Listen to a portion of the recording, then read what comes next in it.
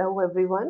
Welcome to Veranda IAS के इस fresh and power packed current affairs session में जहां हम डिस्कस करेंगे इस हफ्ते के सबसे इम्पोर्टेंट और यूपीएससी रेलेवेंट डेवलपमेंट्स इंडिया की इकोनॉमी से लेके न्यूक्लियर लॉ की एम्बिग्यूटीज तक और डिप्लोमेसी के माइक्रो चेंजेस से लेके टेररिज्म के मैक्रो चैलेंजेस तक। आज का थीम है इंडिया राइजिंग स्ट्रॉन्ग और आप खुद देखिए हमारी इंडेक्स में वो सारे मुद्दे हैं जो हेडलाइन से लेके यूपीएससी के हेडलाइंस तक बन सकते हैं।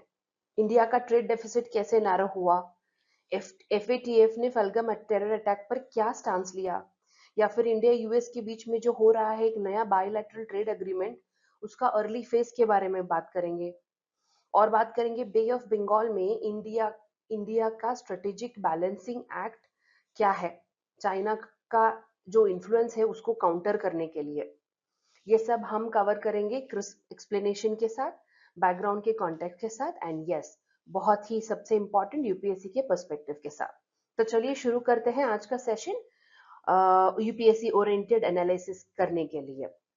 So let's begin today's first topic. तो चलिए शुरू करते हैं आज के पहले हेडलाइंस से जिसका सीधा संबंध है भारत के इकोनॉमी और एक्सटर्नल सेक्टर पे।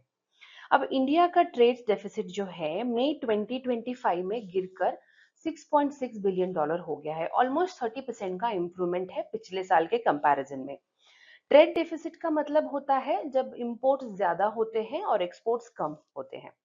जब इंपोर्ट ज्यादा होता है तो ज्यादा पैसे बाहर जाते हैं और इकोनॉमी पे प्रेशर बढ़ता है। लेकिन इस बार में पेट्रोलियम इंपोर्ट्स में गिरावट और सर्विसेज एक्सपोर्ट्स में जबरदस्त ग्रोथ ने डेफिसिट को कम कर दिया है। डिक्लाइन इन पेट्रोलियम इंपोर्ट्स का जो मतलब है हमने लेस ऑयल इंपोर्ट किया, या तो प्राइस कम हुए या डिमांड कंट्रोल में रहा। सर्विस सेक्टर की भी बात करेंगे तो जैसे कि IT services, consultancy, financial services, इन्होंने 9.4% की ग्रोथ दिखाई है। लेकिन ध्यान रहे मर्चेंडाइज एक्सपोर्ट्स होते हैं यानी कि जो फिजिकल गुड्स जैसे टेक्सटाइल, फार्मा, ज्वेलरी, उनमें 2.2% का गिरावट देखा हमने। अब इसका मतलब है यूपीएससी के लिए कैसा, ये डेटा बताता है कि इंडिया की जो एक्सटर्नल सेक्टर वल्नरेबिलिटी है अब सर्विस रेड जो स्ट्रेंथ के साथ आगे बढ़ रही है। हमारा जो करंट अकाउंट डेफिसिट है अगर वो बैलेंस हो जाता है तो रुपी भी स्टेबिलिटी और फॉरेक्स रिजर्व्स पर भी उसका डायरेक्ट असर पड़ेगा। हम इसका रेलेवेंस जीएस पेपर 3 को उसके थीम से जोड़ सकते हैं। इकोनॉमिक सेक्शन में ये बहुत ही रेलेवेंस है, स्पेशली जो इंडियन इकोनॉमी और उसके इश्यूज होते हैं related to planning, mobilisation of resources, growth etcetera में। जो effects of liberalisation on the economy में देखेंगे तो इंडस्ट्रियल पॉलिसी और उनके इंडस्ट्रियल ग्रोथ पे क्या इफेक्ट होता है, you can relate to that. जैसे कि आपने क्वेश्चन देखा होगा कि what are the implications of trade imbalance of on India's economy, या फॉरेक्स का जो फॉरेन एक्सचेंज रिजर्व्स होते हैं उन पे क्या इफेक्ट होता है। तो ये एक बहुत ही मैक्रो इकोनॉमिक सिग्नल है जिसपे यूपीएससी भी बहुत ही क्लोजली मॉनिटर करता है उसको, क्योंकि हमारे ये जो डेटा आते हैं उसी पे नेक्स्ट पॉलिसी का फाउंडेशन होता है। लेट्स ट्राई एंड अंडरस्टैंड एक बहुत ही इंपॉर्टेंट कॉन्सेप्ट यहाँ पे जिसका बार बार हमें जिक्र न्यूज़पेपर में देखने को मिलता है, लेकिन यूपीएससी एस्पायरेंट्स के लिए इसका क्लैरिटी होना बहुत जरूरी है। ट्रेड डेफिसिट, ट्रेड डेफिसिट का बहुत ही सिंपल फॉर्मूला है। Trade deficit is equal to total imports minus total exports. यानी जब एक देश जो इंपोर्ट करता है वो ज्यादा हो और उसका इंपोर्ट कम, तो हम कहते हैं कि ट्रेड डेफिसिट है।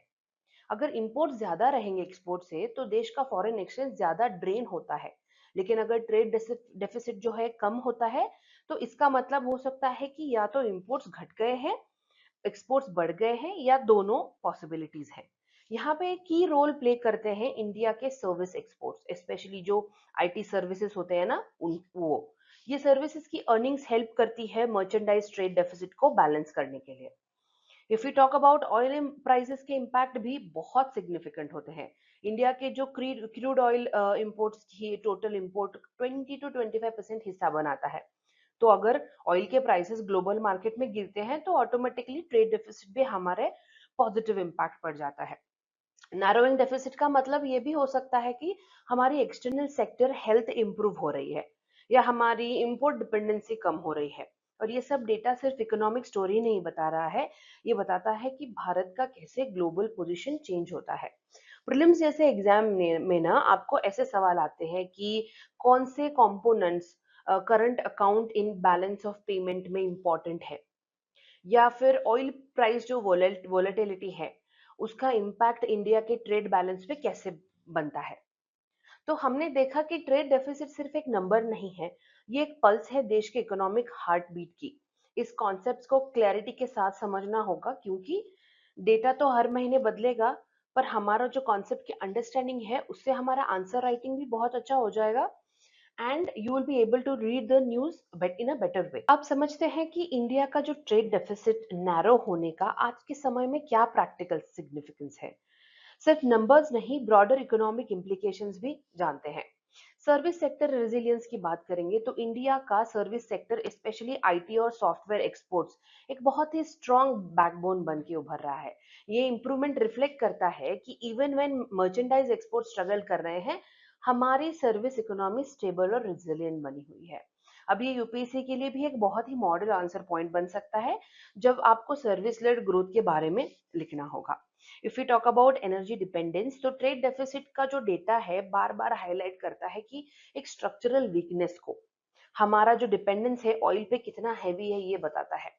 अगर ऑयल के ग्लोबल प्राइसेस बढ़ते हैं तो डायरेक्टली हमारे ट्रेड डेफिसिट पर वो चला जाता है उसका इम्पैक्ट। यही रीजन है कि गवर्नमेंट जो है कंटिन्यूसली एनर्जी डाइवर्सिफिकेशन पे जोर जोर देता है। सोलार, विंड, बायोफ्यूल्स जैसे ऑल्टरनेटिव्स को पुश किया जाता है। If you talk about export diversification, तो एक्सपोर्ट डाइवर्सिफिकेशन एक बहुत ही पॉजिटिव नोशन है, जहाँ पे नॉन पेट्रोलियम एक्सपोर्ट जैसे फार्मा, जेम्स, इलेक्ट्रॉनिक्स जो होते हैं वो 5.1% से ग्रो हुए हैं आज के डेटा के हिसाब से। इसका मतलब है कि इंडिया के एक्सपोर्ट में भी एक सेक्टर पे डिपेंड नहीं है, and we do find new markets and new products globally as well as an option. Let's move towards our second issue for the day, जो सिर्फ उसका संबंध है इंडिया की इंटरनल सिक्योरिटी और ग्लोबल एंटी टेरर मैकेनिज्म में। FATF ने जो है ऑफिशियली कंडेम किया है पहलगाम टेरर अटैक को।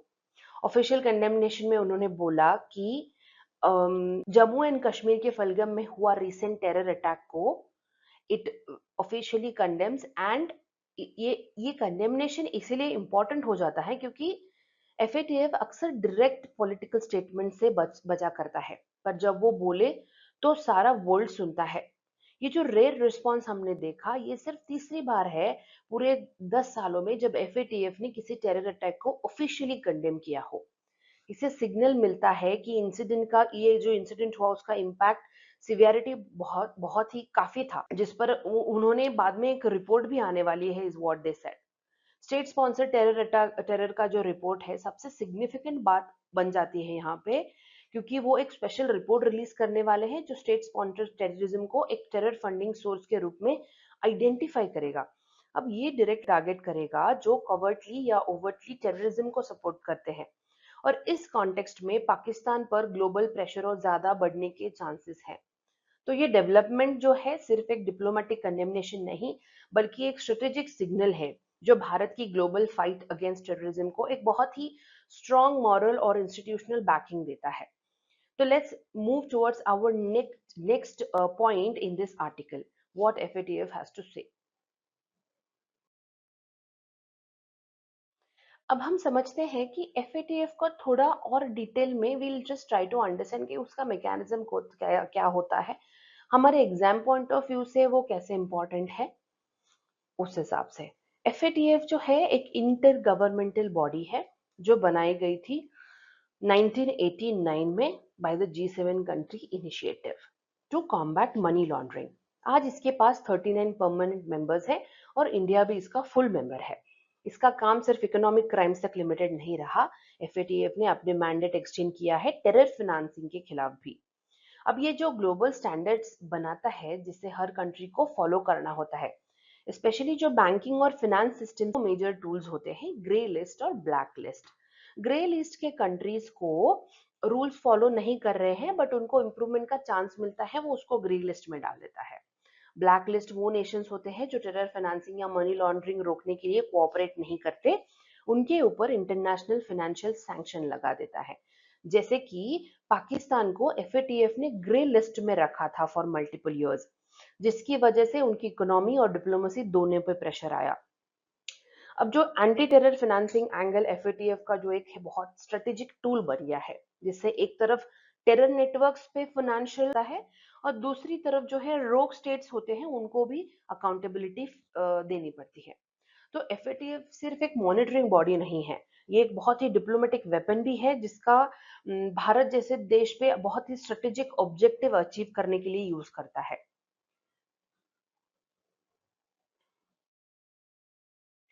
तो लेट्स अंडरस्टैंड कि एफएटीएफ की जो रिपोर्ट है भारत के लिए क्या स्ट्रेटेजिक सिग्निफिकेंस है।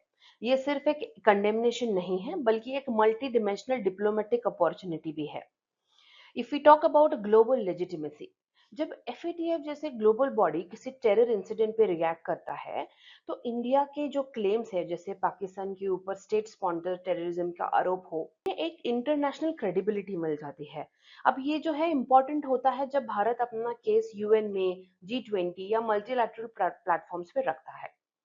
स्ट्रॉन्गर सैंक्शंस कितने इंपॉर्टेंट होते हैं, जब एफएटीएफ की रिपोर्ट ऑफेंडिंग नेशंस के खिलाफ इंटरनेशनल सैंक्शन का जो एक दरवाजा खोल सकती है, तो it becomes very important for those Nations, चाहे वो फाइनेंशियल पेनाल्टीज हो या डेवलपमेंट एड का फ्रीज हो।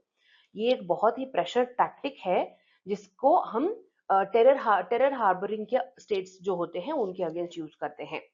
फाइनेंशियल स्क्रूटिनी की बात करोगे तो उसमें भी ग्लोबल बैंक्स जो होते हैं और फाइनेंशियल इंस्टीट्यूशंस जो होते हैं एफएटीएफ के फाइंडिंग्स को बहुत ही सीरियसली लेते हैं। अगर किसी देश का नाम एफएटीएफ लिस्ट में या उनके रिपोर्ट में आता है, तो उसके कंट्री की जो फाइनेंशियल ट्रांजैक्शन है उस पर बहुत ज्यादा एक्स्ट्रा स्क्रूटिनी होती है। टेरर फंडिंग या उसका फ्लो जो है डिसरप्ट कर देता है ये।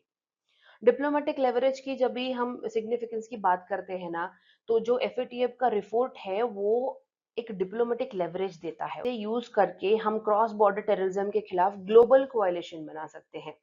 ये रीजन है कि इंडिया जो है कंसिस्टेंटली एफएटीएफ के फोरम्स में एक्टिव होता है।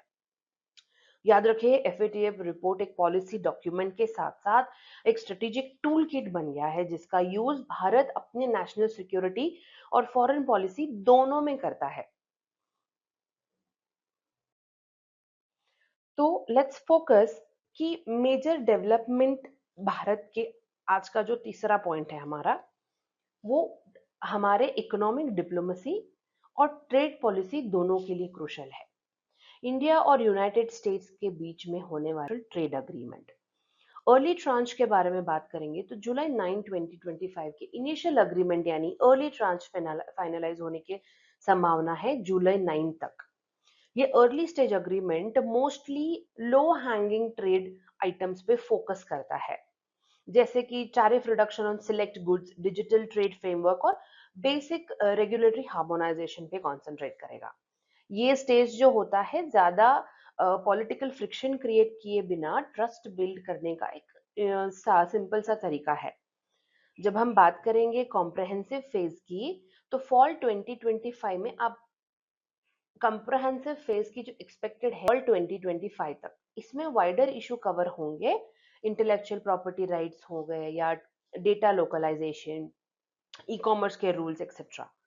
तो ये फेज जो होता है वो चैलेंजिंग हो सकता है क्योंकि दोनों कंट्रीज के स्ट्रेटेजिक और इकोनॉमिक इंटरेस्ट अलग अलग होते हैं, प्रायोरिटीज उनको अपने इंटरेस्ट को ही रखना पड़ेगा।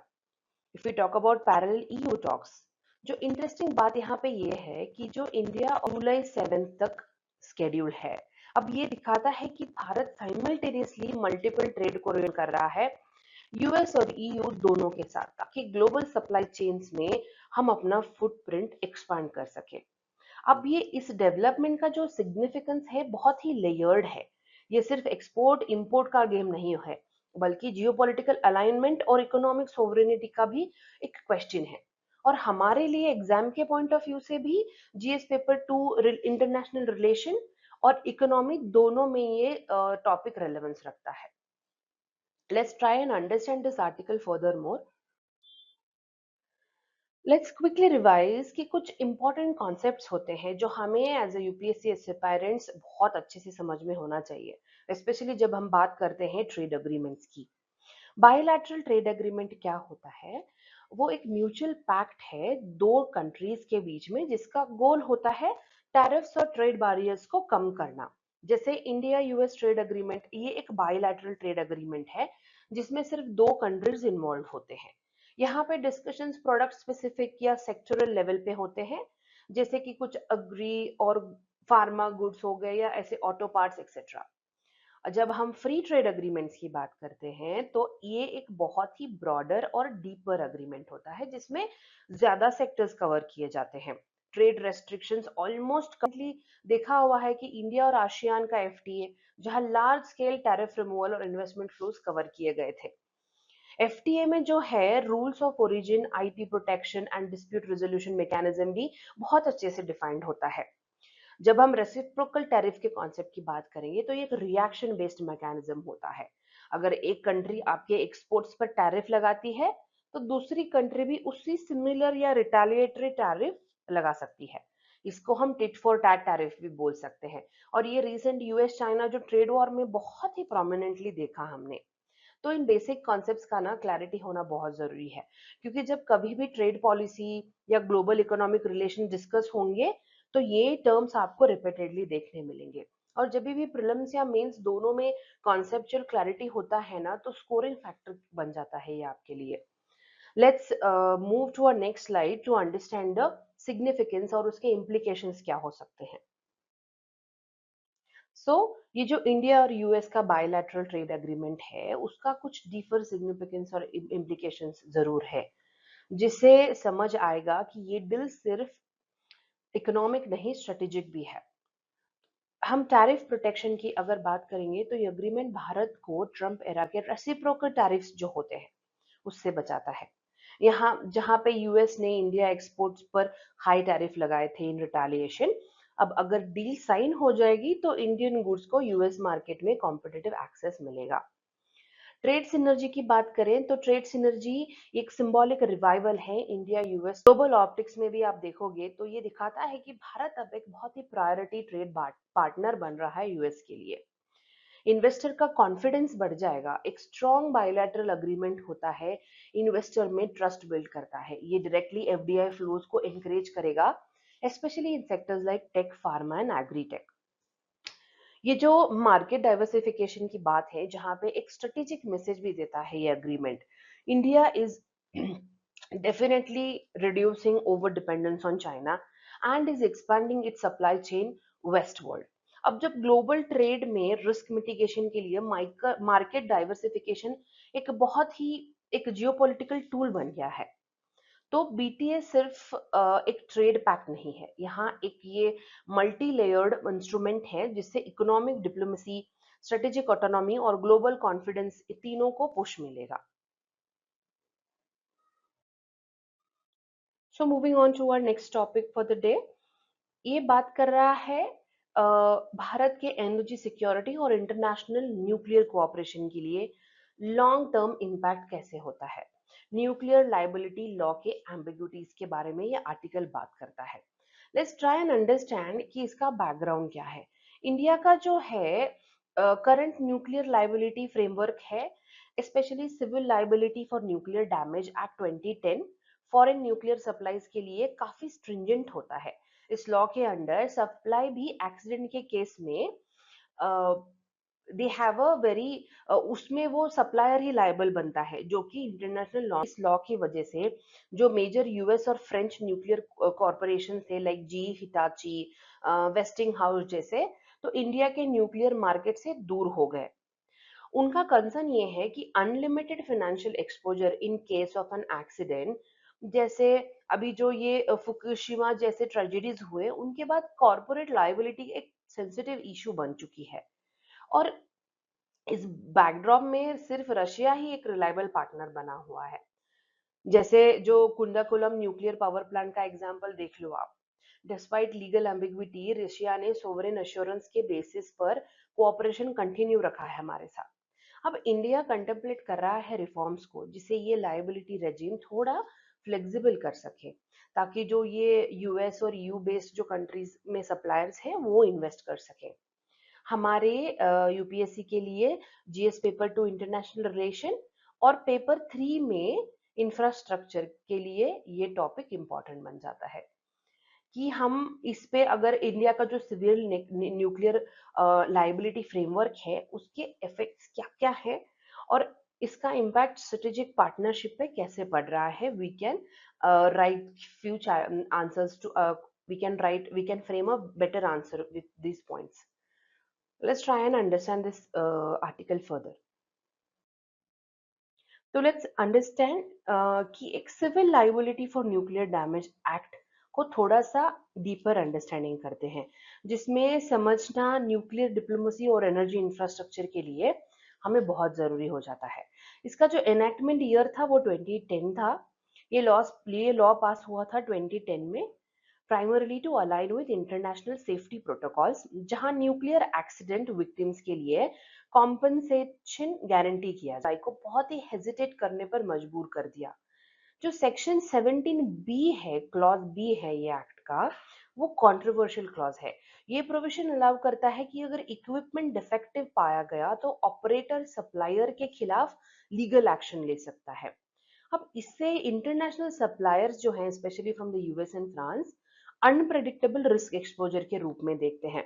जैसे कि अगर रिएक्टर में फॉल्ट होता है तो सप्लायर भी लीगल और फाइनेंशियल जिम्मेदारी में आ जाता है। सेक्शन 46 में अगर बात करेंगे तो ये भी एक डिस्प्यूटेड एरिया है, क्योंकि इस सेक्शन के अकॉर्डिंग सिविल के साथ साथ क्रिमिनल लायबिलिटी भी एप्लीकेबल हो सकती है, depending on Indian courts interpretation. अब ये क्लॉज जो है बहुत वेग है और इसी वजह से मेजर न्यूक्लियर एमएनसी जो है इन्वेस्टमेंट डिसीजन से हेजिटेट करती हैं। तो ये जो लॉ विक्टिम सेंट्रिक बनाया गया है, लेकिन इसका स्ट्रक्चर ऐसा है जो स्ट्रेटेजिक इन्वेस्टमेंट और एनर्जी कोऑपरेशन में बैरियर बनता जा रहा है। तो रिफॉर्म्स की जरूरत इसी एम्बिग्विटी को दूर करने के लिए महसूस की जा रही है, ताकि जो न्यूक्लियर पावर एक्सपांशन हो और मेक इन इंडिया दोनों पैरेलली जा सके। ये जो न्यूक्लियर लायबिलिटी है उसका एक्चुअल प्रॉब्लम क्या है इंडिया के न्यूक्लियर लायबिलिटी रेजिम में, क्यों फॉरेन सप्लायर्स हेजिटेट करते हैं और कौन से फैक्टर्स हैं जो इस सेक्टर में बॉटलनेक का क्रिएट काम कर रहे हैं। अनलिमिटेड लाइबिलिटी हमने देखा, एक बहुत ही ओपन एंडेड फाइनेंशियल रिस्क बताता है। सबसे बड़ा कंसर्न है अनलिमिटेड लाइबिलिटी को टैकल करना। मतलब अगर कोई न्यूक्लियर एक्सीडेंट होता है तो सप्लायर के ऊपर भी अनलिमिटेड फाइनेंशियल जिम्मेदारी आ सकती है, और ये रिस्क फॉरेन कंपनीज के लिए अनएक्सेप्टेबल होता है, स्पेशली जब बात बिलियन डॉलर इन्वेस्टमेंट की हो। If you talk about legal uncertainty, तो ये एक ऐसा प्रोविजन है जिसमें अनसर्टिनिटी है, हमने देखा कि है वो एम्बिग्विटी में है। अब पिछले स्लाइड में हमने डिस्कस किया था कि वो जो लीगली वेग और अनप्रेडिक्टेबल क्लॉज है, इससे जो है एम्बिग्विटी काफी प्रॉब्लमेटिक होती है, क्योंकि किसी भी लीगल सिस्टम में प्रेडिक्टेबिलिटी ही इन्वेस्टर कॉन्फिडेंस का बेस होता है। अगर बात करेंगे इन्वेस्टमेंट डिटेरेंट की, तो entry barrier for foreign firms को ये बहुत ही अनसर्टेन बनाता है। अब ये जो हमने पूरा अनसर्टेनिटीज देखे, उसकी वजह से फॉरेन न्यूक्लियर फर्म्स इंडिया के मार्केट में एंटर करने से थोड़ा हिचकिचाते हैं, और इसका डायरेक्ट इम्पैक्ट कैसे पड़ता है इंडिया के न्यूक्लियर एनर्जी टारगेट्स पर, जो हमारे क्लीन एनर्जी ट्रांजिशन और बेस लोड पावर के लिए बहुत ही क्रूशियल पॉइंट है। तो अभी हमने ये अंडरस्टैंड किया कि लीगल या फाइनेंशियल इशू ये नहीं है, बल्कि हम एक स्ट्रेटेजिक बैरियर है हमारे लिए, इंडिया की एनर्जी फ्यूचर के लिए।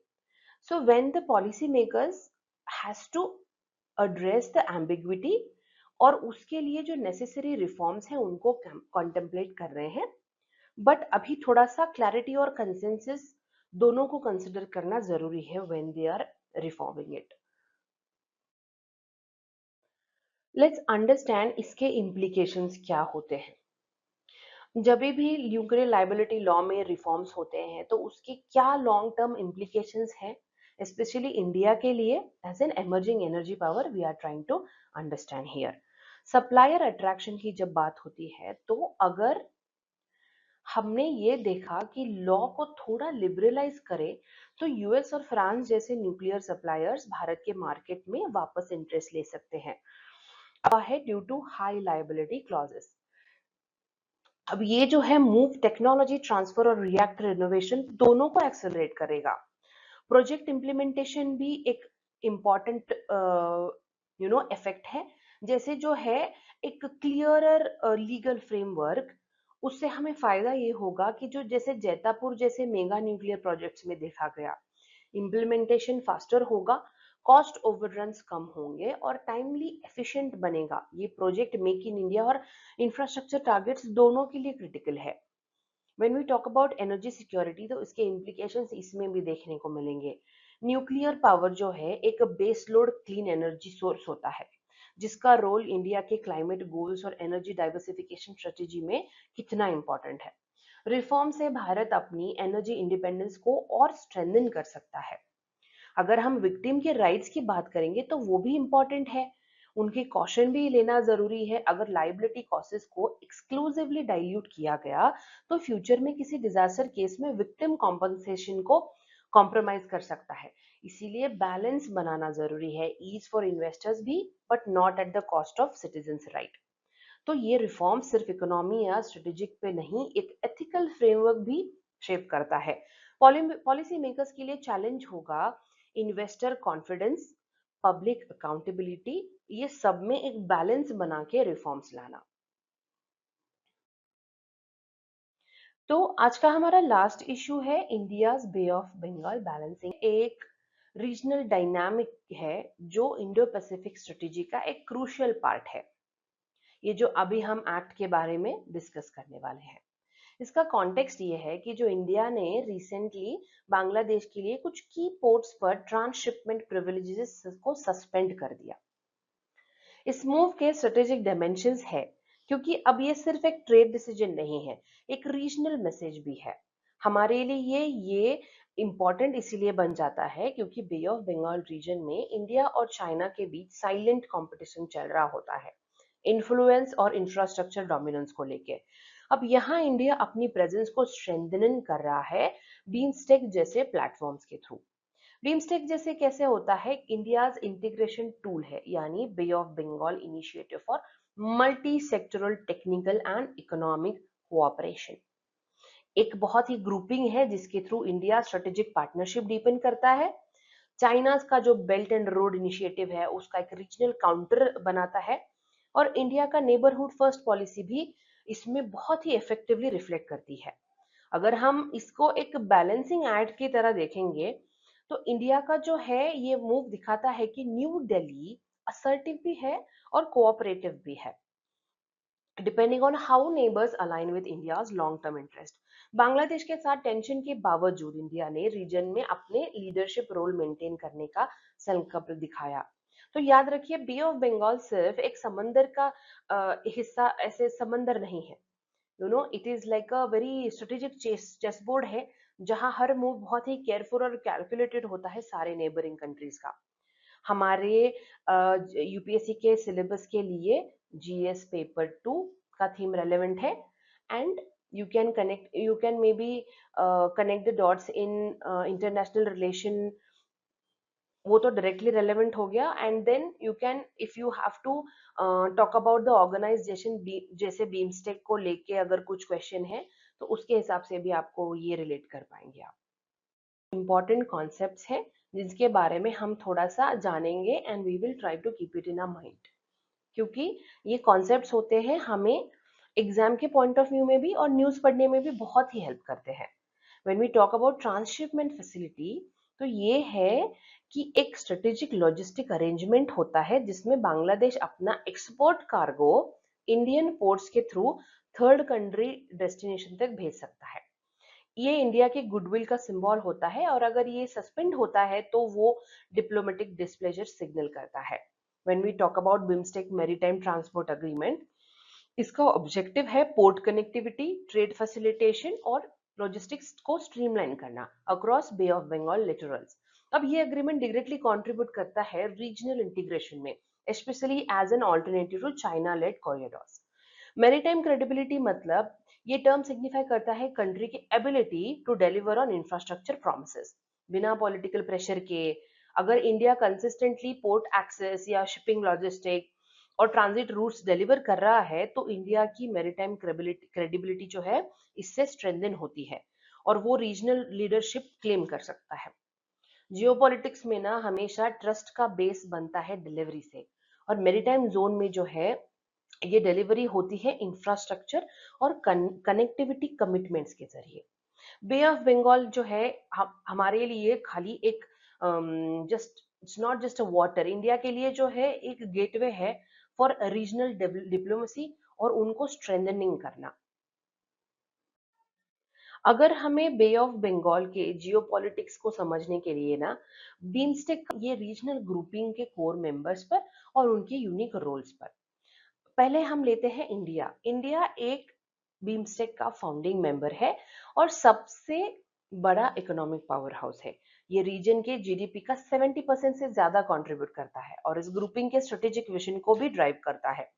Beat connectivity, disaster management etcetera, India BIMSTEC के सेंटर में है। If you talk about Bangladesh, Bangladesh एक स्ट्रेटेजिक मेरीटाइम नेशन है जिसका ग्रोथ रेट कंसिस्टेंसी 6% प्लस पे बना हुआ है। अब इसका फोकस जो है रीजनल ट्रांसपोर्ट कनेक्टिविटी इंप्रूव करना ताकि एक्सपोर्ट स्ट्रीमलाइन हो और लैंडलॉक नॉर्थ ईस्टर्न इंडिया जो है उनको भी एक्सेस मिले। थाईलैंड भी एक मेंबर है जो सेकंड लार्जेस्ट इकोनॉमी है और आसियान मेंबर भी है। ये देश का इकोनॉमिक और कल्चरल ब्रिज बनता है साउथ एशिया और साउथ ईस्ट एशिया के बीच में। थाईलैंड का जो रोल है ना बीमस्टेक में वो इंडो पैसिफिक कनेक्शन को भी एंकर करता है एक तरीके से। तो ये तीन देश बीमस्टेक के रीजनल डायनामिक को शेप करते हैं इफ यू सी। और इंडिया का रोल यहाँ एक एक्टिव बट नहीं है, सेंट्रल भी है। ये grouping India's act east policy और नेबरहुड फर्स्ट पॉलिसी दोनों को ऑपरेशनल बनाता है। सो लेट्स सी कि और कौन से मेंबर्स हैं। फिर है श्रीलंका, जो हर देश का अपना अपना यूनिक स्ट्रेंथ है और ये रीजनल ग्रुपिंग को इसी वजह से वो डाइवर्सिफाई भी करता है। श्रीलंका एक फाउंडिंग मेंबर है बीमस्टेक का और इसका कंट्रीब्यूशन मेजरली मैरीटाइम एक्सपर्टीज को फॉर्म करने में है।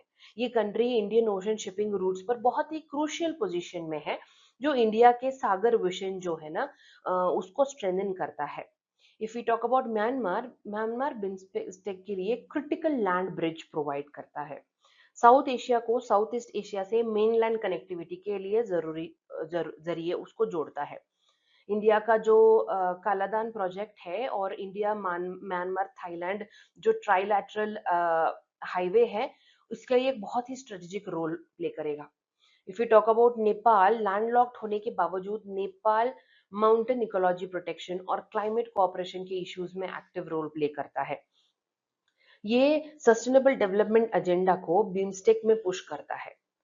भूटान जो है वो एक ग्रीन वॉइस है बीमस्टेक का, जो सस्टेनेबल डेवलपमेंट इनिशिएटिव्स का चैंपियन बना हुआ है।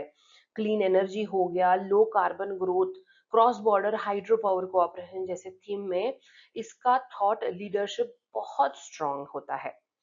ये छोटे देश भी बीमस्टेक को एक इंक्लूसिव, इंटीग्रेटेड और फॉरवर्ड लुकिंग ग्रुपिंग बनाता है जिसमें इंडिया का जो है लीडरशिप रोल और ज्यादा रेलेवेंट हो जाता है।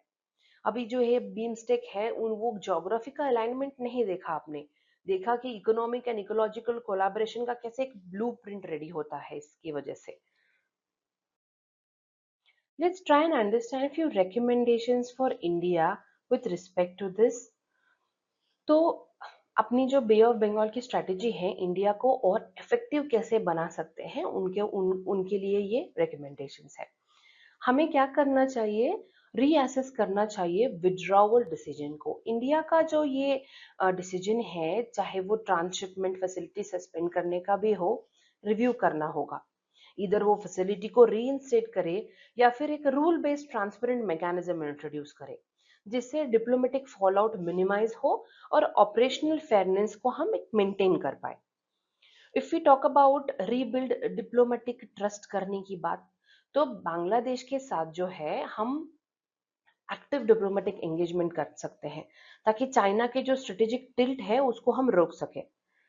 ये trust building long term partnership के लिए भी जरूरी होता है, स्पेशली जब दोनों देश बिम्स्टेक और बीबीआईएन के प्लेटफॉर्म में बहुत ही इकट्ठा काम करते हैं।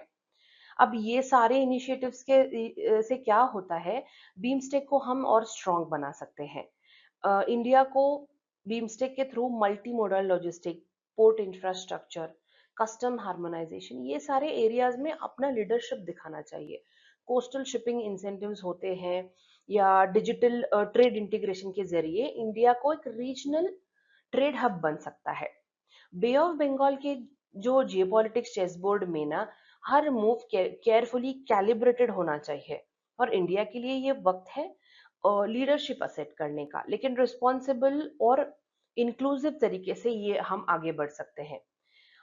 हमने आज के सेशन में देखा कि कैसे ये कुछ रिकमेंडेशन के साथ हम अपना जियोपॉलिटिकल रिलेशन भी स्ट्रॉन्ग कर सकते हैं, वो भी हमारे नेबरिंग कंट्रीज के साथ। So for today, it was this much. Let's meet tomorrow again with fresh news. Till then, you keep revising, keep studying. Let's meet tomorrow. Thank you. Veranda IAS, where your dream becomes reality.